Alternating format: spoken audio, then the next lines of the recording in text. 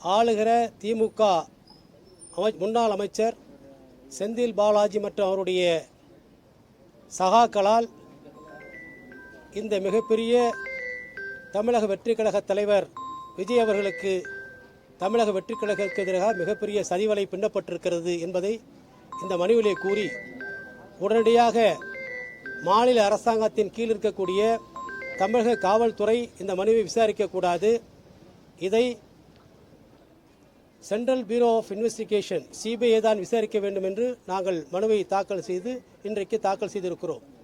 அதில் 2 விதமான உடனடியாக இடைக்கால நிவாரணம் கேட்டிருக்கிறோம். ஒன்று, அந்த சம்பவம் நடைபெற்ற இடத்திற்கு அருகில் உள்ள சிசிடிவி பதிவுகளை எப்படியாவது நீக்கி விடுவார்கள், அதை உடனடியாக கைப்பற்ற வேண்டும்.